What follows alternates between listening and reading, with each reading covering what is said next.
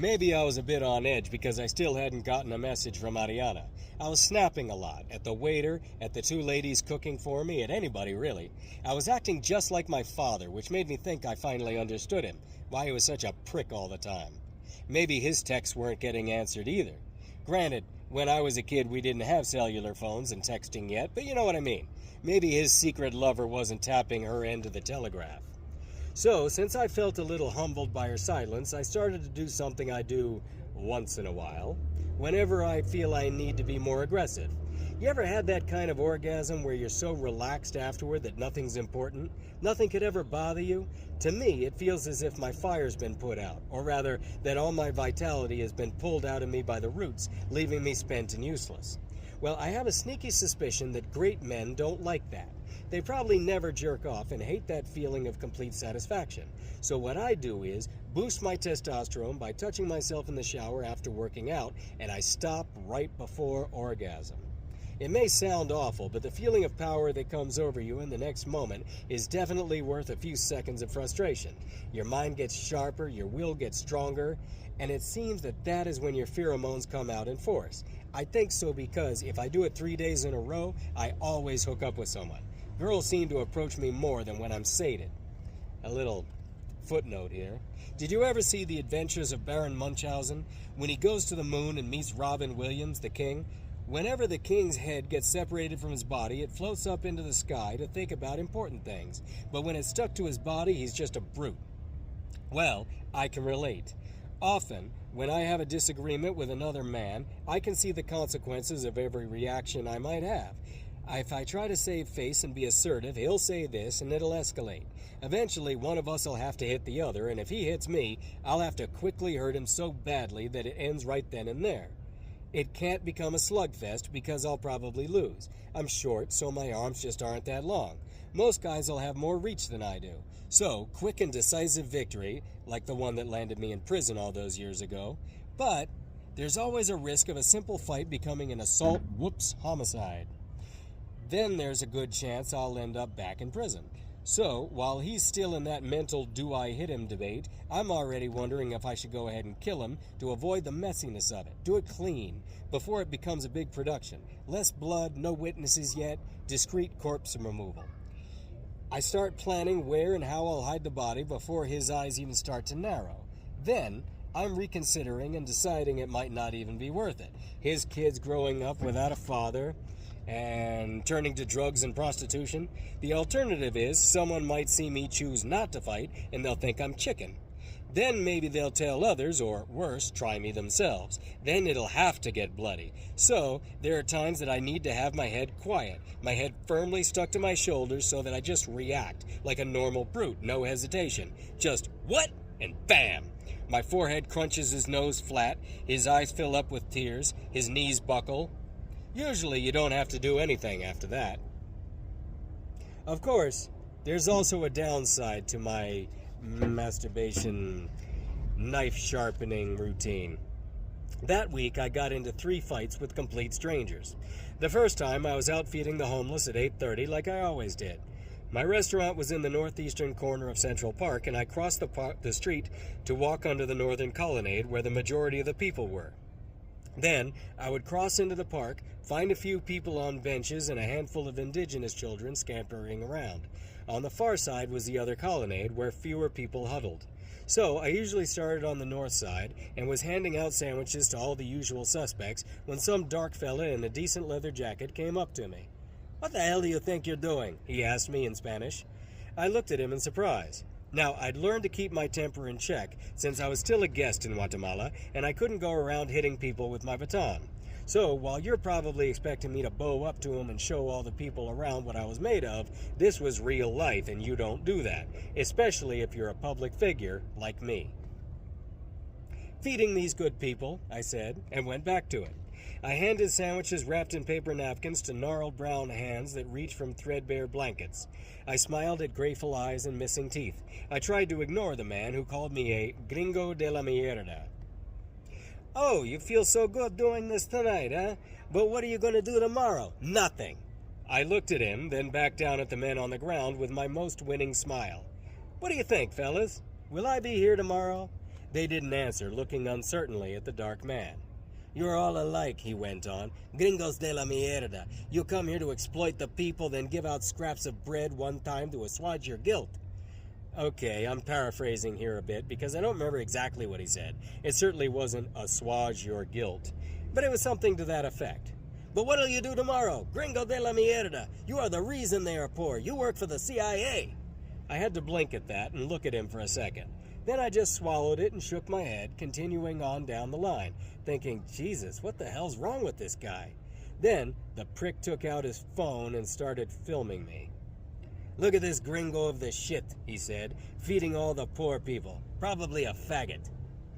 I realized that was when I had to be really patient with this asshole, because that video was what the world would see. Nothing leading up to it, putting my reaction in context, just me and my anger. On this, I would be judged. So I just made sure they saw me smile warmly at poor people, calling them by name, saying right back at you when they said, "God bless you."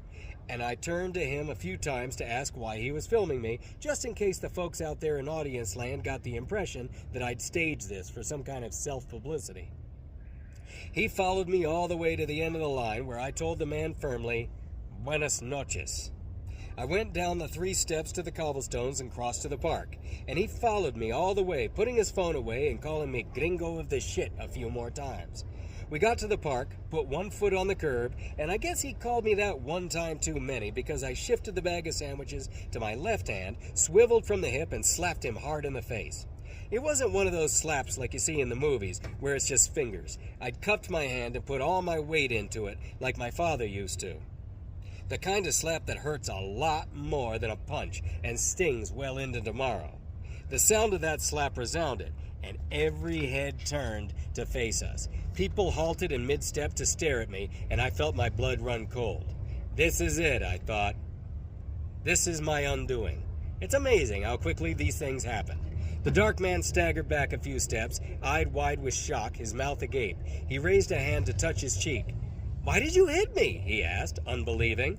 "What, are you serious?" I asked. I looked around at all the people watching me be a violent psychopath, knowing that no matter what happened leading up to that moment, I was the evil white oppressor to the poor dark man. That was the spin it would inevitably have, and I would be ruined.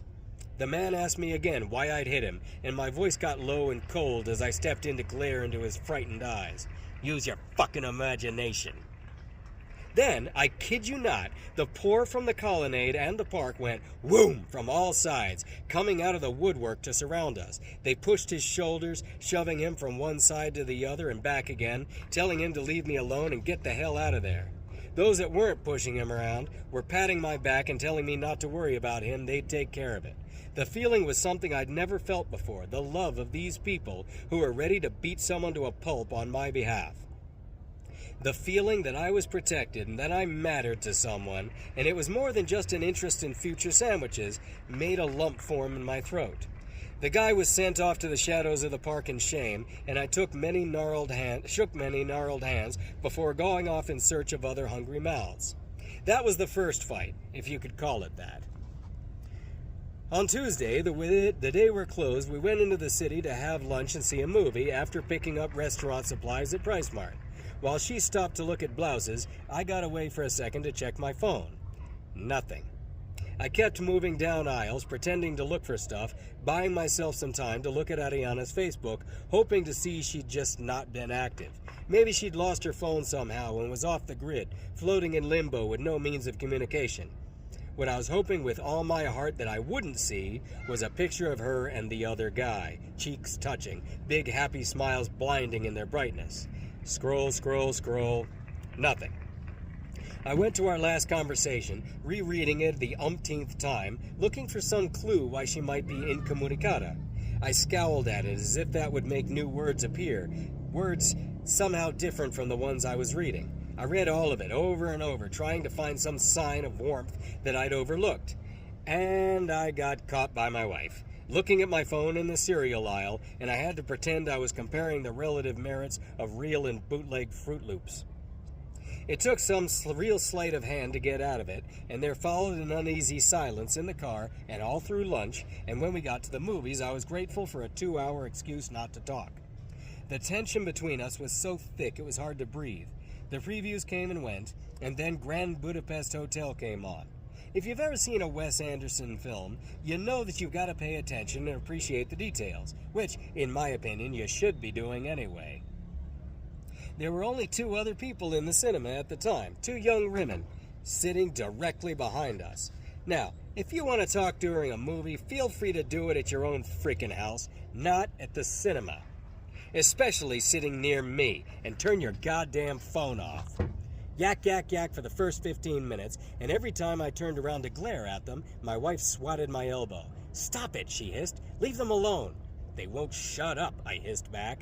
"That's not your problem." "Yes, it is. They're ruining the movie." "It's not bothering me." So I sat there and fumed for the first 15 minutes of the movie. But if you've read the other books, you'll know I'm not one to just accept things like that. I'm not my dad, who'll suffer in silence and then come home and take it out on his family. I mean, it's not like they were whispering. They were gossiping as if they were in the nail salon, laughing out loud, not caring a bit about anybody else. The way I saw it, it was better it was me they pissed off and not some psychopath. With some other guy, they might have gotten ugly. Luckily, I was showing restraint, like I did when I only slapped that guy, and after waiting too long. This time, I waited, forcing myself to be calm.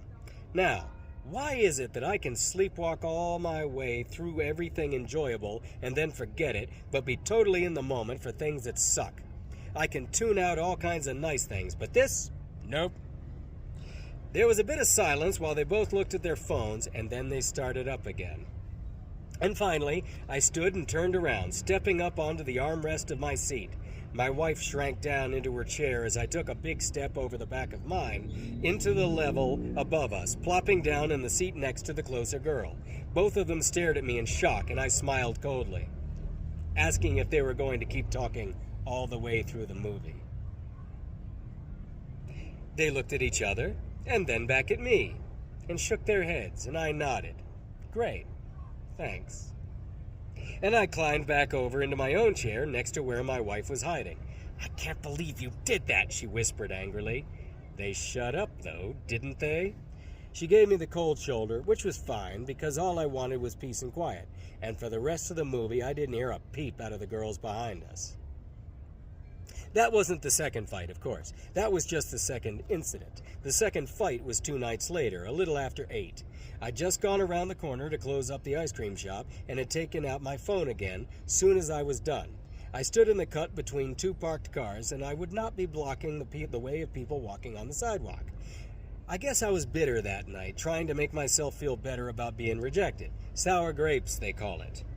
Coming up with dozens of reasons why she was no good for me, and I was almost convinced myself of some of them. But the big question is, why did I have to? I was looking at photos of her friends had taken to see if she appeared, and in a few times she did. Half the time she was in the background looking at her phone. Addicted to her phone, but certainly not writing to me. So who was she writing to then? If she actually gave a shit, I was thinking, she wouldn't be playing this game of waiting to answer my texts. If she liked me, she'd write back as soon as she could, and wouldn't judge me for responding to her right away. But I guess that was her attraction. She didn't like me enough, so I had to convince her to, and it became an obsession. As long as she didn't like me, she was a mystery I had to solve. As soon as she did like me, then she'd just be another girl, and I wouldn't care about her anymore. I realize some girls know that, and that's their defense against ever becoming boring, but it doesn't make up for their lack of content. They're like bad coke. You'll throw your life away for it, but it'll never actually get you high. That's her. That's what I was trying to tell myself when out of the blue I heard a crack inside my head. A purple-white blossom of light flashed behind my eyes, and my vision jumped, blurry all of a sudden, and I staggered into the back of the car in front of me. What the hell was that? I shook my head to clear it and saw someone walk past me toward Ocelot. He'd hit me in the back of the head for no reason at all. I hesitated. That didn't make sense. Why would a guy do that? It must have been something else. The rooftop bar lava was directly above me, and it would have been easy for anyone to chug a beer and casually toss it over their shoulder. It could, conceivably, sail right over the barrel-tiled roof and fall onto my head. Right? But there was no bottle on the ground near me. There was nothing at all that had not already been there, so it had to be that guy. But why? I put my phone away and hurried after him, catching him by the elbow. He spun around and I recognized him. He was the asshole bartender of the Whiskey Den, a small bar next to Ocelot inside the Casablanca. I'd never had any run-ins with him before, but something had hit me and he was the only one around. "What?" he snapped. "Did you hit me just now?" I asked stupidly. "Did I hit you? Did I?" he shouted, and I realized he was pretending he hadn't, which meant he had. I threw a punch, but he dodged, so instead I went with my momentum and jumped on him. Turning sideways in midair, I lifted one leg to put a barrier between him and my ribs, and he instinctively reached to block it, leaving his neck unprotected. I flung one arm around his head and used my weight to wrestle him to the sidewalk, snaking my arm around his neck as we went down. He struggled, and it was too late to try that chokehold Olaf had taught me, the Mata Leon. The best I could do was pin his arms to his sides and press on his carotids until he went to sleep. It seemed to be going pretty well. His face went red and a forked vein started to stand out across his forehead. "I'm winning," I thought happily. "How about that?" All I could hear was the scraping of our shoes on the sidewalk, the dry crunching of dirt, and my heavy breathing. Then, "Hey, what are you doing?" Some nosy girl behind me with a British accent. "Leave him alone, he's had enough." I managed to twist my head around enough to look up at her, and I tried to sound as calm and reasonable as I could. I definitely wasn't going to give up the upper hand, not when I'd gotten it so easily. "Miss, with all due respect, you just got here. You didn't see what he'd done to me, and I really did just get one up on him, just get him on the ground just now. It's not like this has been going on for a while. Now I'm going to knock him out for a minute so that I can get back up, and he won't continue to fight. Really, this'll all be over in a second if you'll just remain calm." "I don't care what he did to you. You're going to kill him." Sigh. "No, not really. I'd have to continue applying pressure after he's passed out in order to kill him. This really isn't as easy as it looks, so please just let me do it, and we'll all make it home in time for tea." Maybe I shouldn't have added that last part, because I guess I sounded a little flip, and that pissed her off. I had to risk taking my eyes off of her for a second to check on the bartender, which left me vulnerable to a possible heroic attack on her part because I didn't want this to turn into an assault, homicide through my negligence. What if he actually died while I'd been distracted by her? I doubt she'd share responsibility for it. Unfortunately, he was still stubbornly holding on. I guess that's why Olaf taught me the Mata Leon and not this improvised thing, because this move just wouldn't work. "What you doing, Johnny?" I heard a tearful voice ask. Glancing back up, I saw a crowd had formed rather quickly, and Benjamin, from Matisse Bistro across the street, was at the forefront. If you'd ever read one of my other books, Navarre, with him in it, yeah, he's a real guy. A French dude who made damn good sandwiches. His desserts were pretty good, too. "Ah, nothing," I said casually. I recognized a few other faces in the crowd and flashed back to the night in the park with all the people watching me, judging me. "That guy?" Benjamin said, pursing his lips and jutting his face forward in the Guatemalan way. "He's an asshole." "Yeah, I just found that out. He hit me from behind for no reason at all." I was saying that more for all the spectators than for him, making sure they all understood that I was the good guy in this fight. "I saw it," Ben lied, which I appreciated. "You can let him up now," said the British girl. "I don't know," I said. "He'll just try to hit me again." "Well, can you blame him?"